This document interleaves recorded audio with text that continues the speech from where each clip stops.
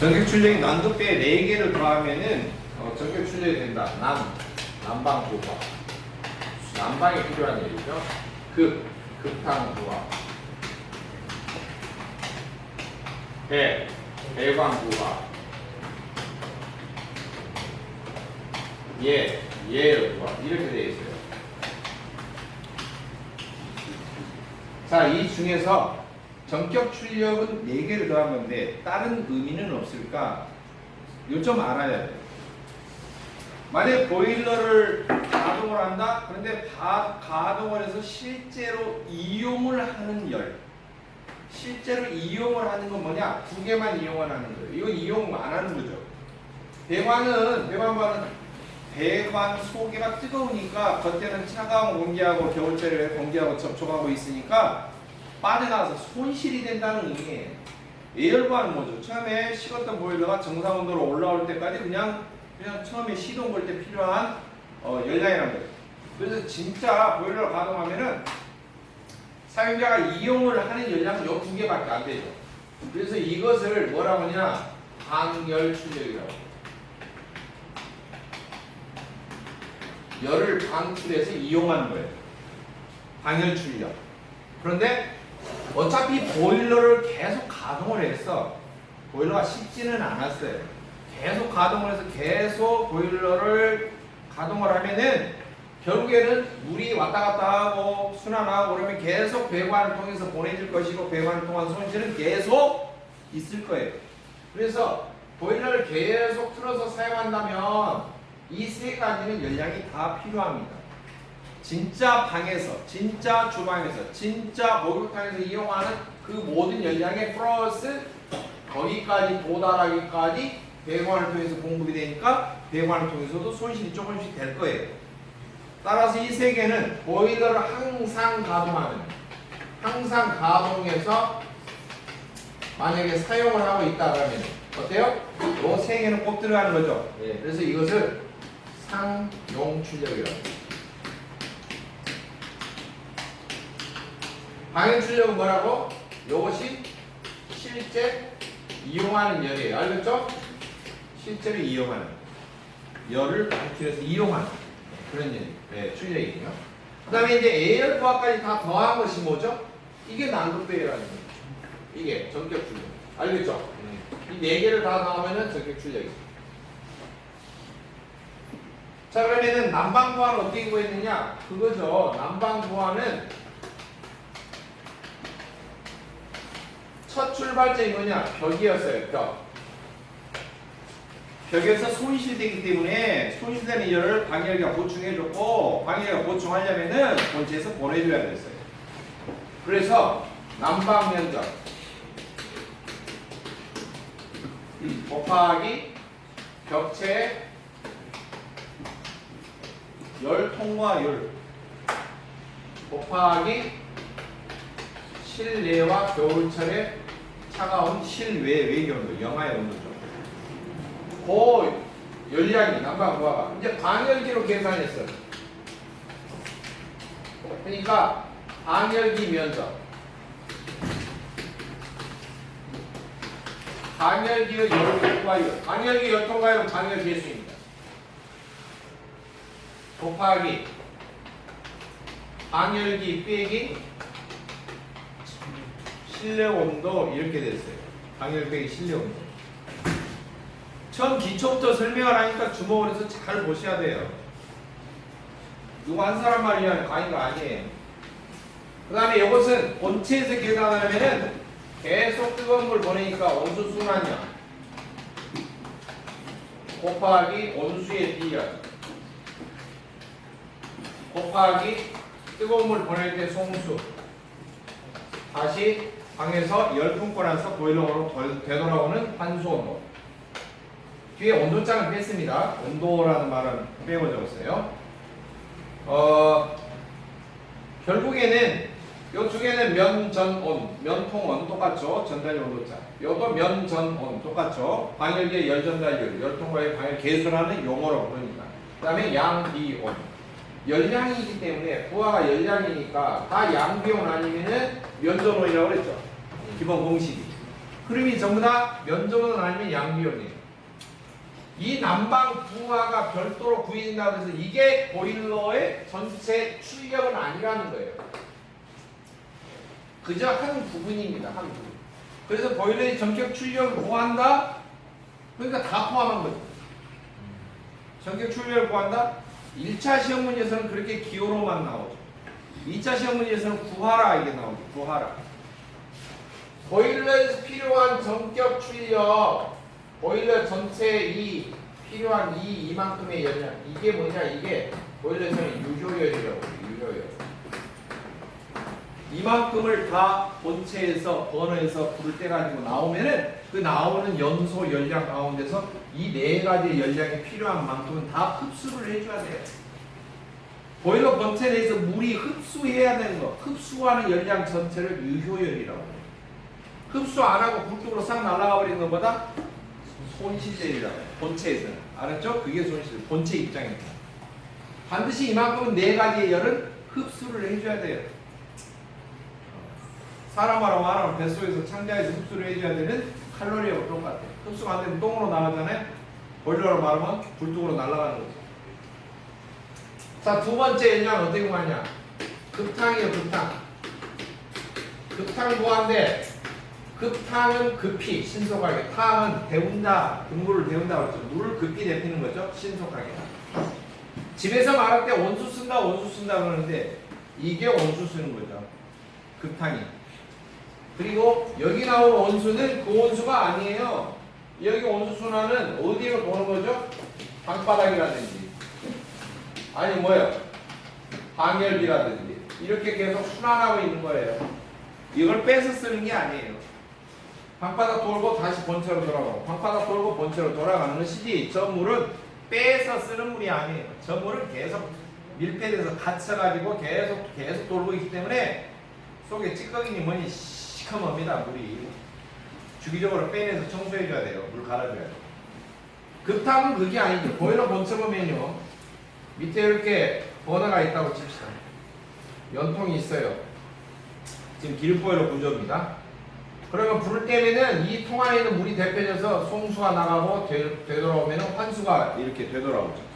근데 급탕은 전혀 달라요. 여기가 배관 연결할 게 따로 있어요. 따로 빼고요. 알겠죠? 속에서 그냥 겹치지 않고 배관이 이렇게 따로 되어 있어요. 물만 통과하는 거거든요. 배관이 꼬부라져서 속에. 이 물하고 안 섞여요. 본체 속에 있는 물하고 안 섞입니다. 그러니까 깨끗한 물이 들어가고 속에서 어때요? 이 물로 해서 중탕이 되어서 나오는 거죠.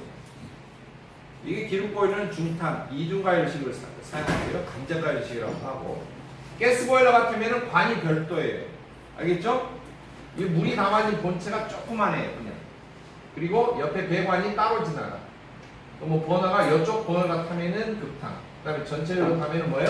난방이 필요한 물이 대표되는 가스보일러는 그런 식으로 되어 있어요. 자고로 섞이지 않는다. 급탕에 쓰는 물은 주방이나 목욕탕에서 쓰는 물은 섞이지 않는다. 그거 꼭 알아두셔야 돼요. 알았죠?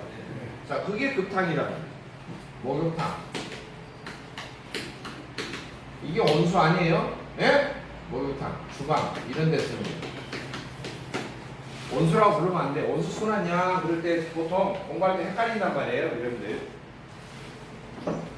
그리고 집에 있는 보일러가 온수 난방이 아니에요. 온수 난방, 증기 난방 부를 때는 방열기, 라제이타를 설치한 난방을 온수 난방, 증기 난방 하는 거예요. 여러분 집에 있는 가정용에 있는 뜨거운 물 돌아가지고 순환이 돼서 난방하는 것은 온수 난방이 아니고 옥상 난방이라고 불러요. 옥상 난방. 급탕 구간에 부하가 쫄다고 아니고 뭐라고? 열량이야.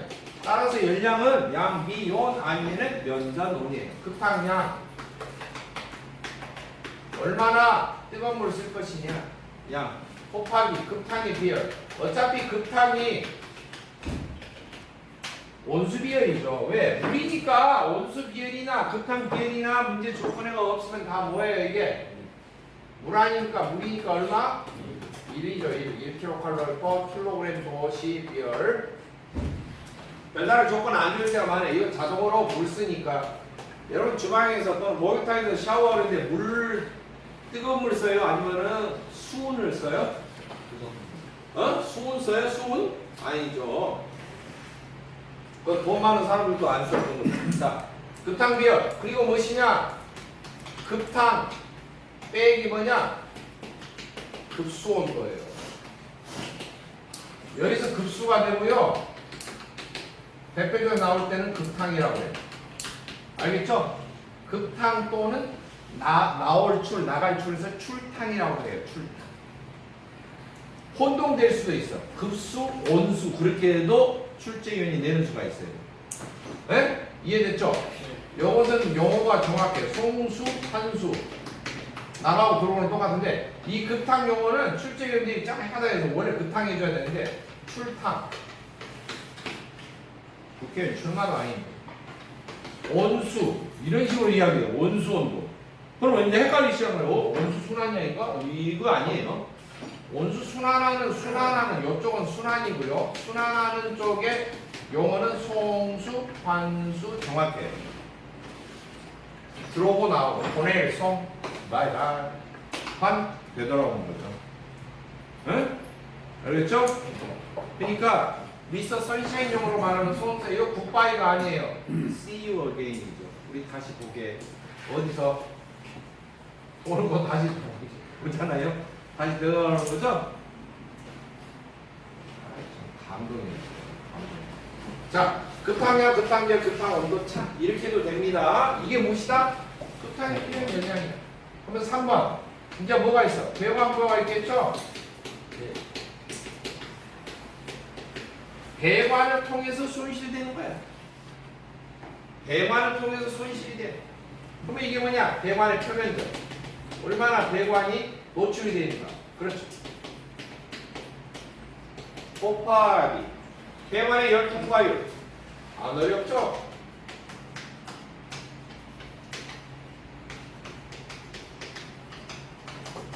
배관 내 온도하고 뭘 온도? 외기 온도. 바깥의 공기로 차가운 공기로 빠져나가니까 배관 안쪽과 바깥쪽의 온도. 외기라고 해도 배관 외부 해도 돼요. 여기서도 면, 전, 통이죠? 면, 통, 온. 이렇게 되죠? 자, 우리 연량을 구할 때 기본식이 면, 전, 온. 면적 전달력 온도차. 양, 비, 온. 양, 비, 온도차. 두 가지 중에 하나라고 그랬잖아요. 네. 기억나시죠? 네. 배관의 표면적은 어떻게 구하느냐? 배관이 여러 번 있어요. 쭉 길게 있어. 이걸 찢어버려. 쫙 펼쳐. 담요 펼치듯이. 여기가 표면적이죠. 그렇죠? 이렇게 동그랗게 있으면 겉에 면적을 재기가 어려워. 찢어가지고 쫙 벌려. 그러면은 가로 곱하기 세로 하면 되죠. 이게 뭐죠? 길이죠. 찢어서 요건 뭐예요? 배관의 둘레죠. 그래요, 안 그래요? 배관 둘레, 원둘레죠. 그러니까 지름이 있다면 지름의 3.14배죠. 그렇죠? 곱하기 길이 이렇게 되는 거예요. 이게 배관의 표면적이에요. 배관의 표면적. 3.14가 문제가 주어지는 3.14로 하는데 안 나오면 계산기에 파이 눌러야 돼. 파이. 3.14, 159, 259 이렇게 해서 파이로 눌러야 돼. 아이, 너무 복잡해. 그래서 이걸 보고 간단하게 구합니다. 어떻게? 난방 부하, 난 플러스 급탕 부하 플러스 난방하고 급탕하고 앞에 상열, 그러니까 방열 출력이죠. 방열 출력 구해가지고 그것에 항상 이 열량을 두 개를 사용하려면 배관으로 뜨거운 물을 보내야 되는데 그 뜨거운 물 가면서 일정한 몇 퍼센트 정도는 계속 손실이 된다는 거죠. 그래서 난방 급탕 이거 상용 출력이죠? 아니죠. 방열 출력이죠? 방열 출력 곱하기 몇 퍼센트 이렇게 해도 합니다. 기호를 알파라고 써요. 알파. 그리고 배관 부하율 유일하고 영어를 붙이고요. 보통 25% 이내 0.25 이내 정도 약 숫자가 주어집니다. 그냥 나오면은 알파가 얼마다 라고 나오면 그냥 난 그 더해가지고 곱하기 몇 퍼센트 그렇게 하면 되는 거예요. 간단하게 구할 때. 네 번에 시동 구하. 예열 구하죠? 네. 두 개를 더해요. 뭐냐? 보일러 속의 본체 쇠, 철이 대표해줘야 되고요. 보일러 속에 있는 뭐가 대표해줘야 돼? 물 대표해요. 그래서 철이 대표해주는 것은 철의 양, 철의 비열, 가동 후 빼기 가동 전 온도. 물은 전체 물의 보유 수량, 물의 양, 물의 비열 1이잖아요. 이건 가동 후 빼기 가동 전 온도. 왜? A라는 것은 가동 전에 식었던 것이 가동 후에 정상 온도 될 때까지니까. 네. 여기 갖고 더해요. 두 개. 본체 쇳덩어리도 대표해줘야 되고 본체 속에 들어있는 물도 대표해줘야 되니까. 정상으로. 이게 오리지널이에요. 시험 문제가 이렇게도 나올 수가 있어요. 그러나 간단히 구하는 방법이 있어요. 누구 컨닝하냐? 걔가 한번 구하. 우리도 그렇게 간단히 해줘요. 그러면은 이 상용 출력 3개 더하는 것에 몇 퍼센트? 그렇게도 알 수가 있다. 알겠죠? 3개 더하는 것에 몇 퍼센트? 그렇게 구할 수 있다. 즉, 난 플러스 급 플러스 배에 곱하기 몇 퍼센트 이렇게 할 수도 있어요. 근데 위에가 한번 알파를 썼기 때문에 나도 알파 할래 안 돼요. 겹치니까. 알파 다음에 알파가 이제 그리스 문자죠. 영어로 말하면 A잖아요. 그쵸? 이제 A 다음에 B니까 그리스 문자로 B가 뭐냐? 요렇게 써갖고 베타라고 해요. 이렇게 뭐라고? 베타. 베타. 요건 뭐라고 해요? 요건 알파로 읽어. 뭘로? 알파. 요건 베타. 베타는 예열 부하율 그렇게 말해요. 예열 부하율. 예열 부하율도 똑같이 25% 정도 이내 보통 그렇게 하는데 숫자가 정확하게 줄입니다. 예열 부하율은 몇 퍼센트 이런 식으로. 자 이렇게 자세히 쪼갰어요. 4개를. 다 쪼개서 다 더하면 전격 출력이에요. 근데 진짜로 되느냐? 사실은 이론적으로만 계산한 거죠. 이론적으로만. 여기다가 좀 몇 배를 해줘야 돼. 보통 기계 선정할 때는 예상치 못하는 부하가 있다고 했죠. 그래서 뭐 1.2배를 해주거나 2.25배를 해주는데 그런 여유치가 나중에 어때요? 고려가 되어서 더 빼줘야 된다는 거예요. 그거 하나만 추가하면은 진짜 실제 전격 출력이 돼요. 실제 전격 출력까지는 산업기사에서는 실제 전격 출력이 기본적으로 나오고요. 기능사에서는 이론적으로만 계산하는 난급 배의 차례대로 별도로도 물어볼 수가 있어요. 배관과 별도로 물어볼 수 있어요. 배관의 손실 연량이 배관 부하예요. 알겠죠? 배관 손실 연량 잘 나와요. 이번에도 나왔어. 보온효율 할 때. 난방부하 별도로 물어봐요. 왜? 방열 계산이 중점적이니까. 시동부하 나와요. 예열부하. 근데 문제는 뭐냐? 극단부하는 잘 나오는 편은 아닌데 따로따로 물어볼 때는 배관부와 난방부하 두 개는 단거리예요. 따로따로. 전체 물어볼 때도 있어요. 출력의 전체를 물어요. 문제 내기가 좋아요. 노다지 밭이에요. 그리고 이게 유효열이라고 그랬어요? 네. 유효열? 반드시 보일러에서 흡수를 전체적으로 해줘야 되는 열량이라고 했어요? 이게 가령 7만큼 필요해요. 근데 보일러 본체 연소실에서 불을 뗐더니 10만큼 나왔어. 근데 딱 7만큼 요만큼 딱 필요한 만큼 흡수를 하고 3은 불뚝으로 날아갔어. 그러면 그 보일러의 효율이 얼마입니까? 70%를 해야 돼요. 10개 중에 7개를 흡수를 했습니다. 그래서 이 전격 출력은 결국에는 유효율이기 때문에 나중에 뭐라고 문제가 연결되냐? 보일러의 성능인 효율하고도 묶어져 있다. 보일러의 계산 문제의 전체 핵심이에요. 이것 말고는 펌프라든지 파이프, 굴뚝 나가는 유량 구하는 거, 그것만 빼놓고는 여기에 거의 연관이 되어 있다라고 보시면 돼요. 이게 어떻게 보면 계산 문제의 핵심이고 흐름입니다. 난급 배기. 알겠죠?